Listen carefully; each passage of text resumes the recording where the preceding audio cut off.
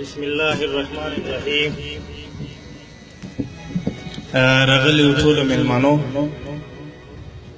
استادانو، د مستقبل ښکلي ستوري، د مستقبل انجینران، د مستقبل استادان او د مور اول مستقبل ټولو ته سلام علیکم. السلام علیکم ورحمت الله وبرکاته.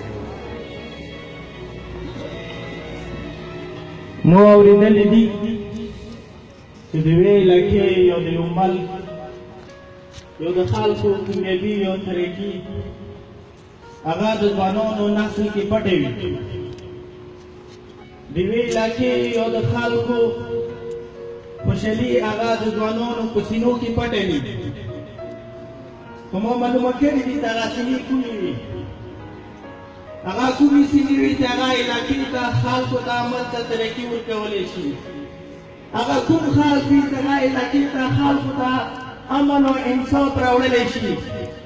هغه کوم کسان کېدلی شي، کوم ګروپ کېدلی شي، کوم ینګسټر کېدلی شي چې خلکو ته علاقې ته پټې پورې ته امن او خوشحالي راوړلی شي.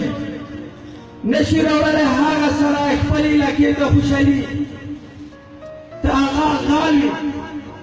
نشي راوړلی هغه سړی علاقې ته خوشحالي، کامیابي، ترقي ته هغه بزدل وي. نشي راوړلی هغه سړی خپل علاقې ته ترقي، خوشحالي ته هغه په نقل باندې مخکې راغلی.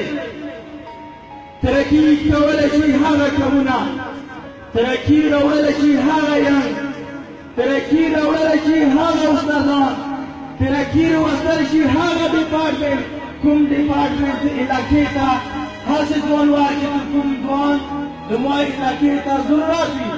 دا هغه ځوان کېدلی شي چې شپه او ورځ د هغه کتابو او استاد سره محبت وساتي. دا هغه ځوان کېدلی شي چې کوم کار د خپلې ادارې سره محبت وساتي.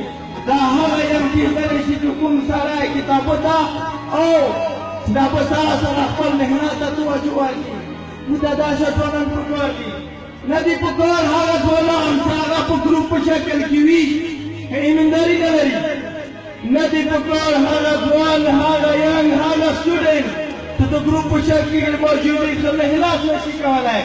پکار هغه سړی دی چې هغه زموږ علاقې ته په خپله د محنت رسي ونیسي.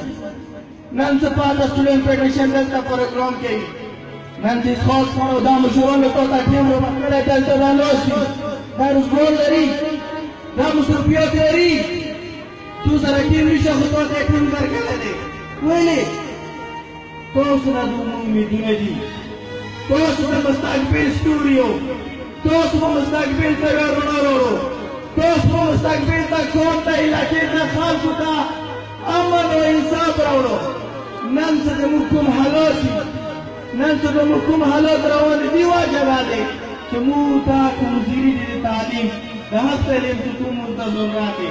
او زه بیا د پاته سټوډنټ فیډریشن شکریه ادا کوم او مشرانو تاسو ته هم یو ریکویسټ کوو، تاسو زموږ هغه ګلونه وو چې تاسو ته اوس را وکومېدلی دي، روان وخت کې بلې علاقې ته ګلونه واخلو. از دینه خوشحال اوسئ.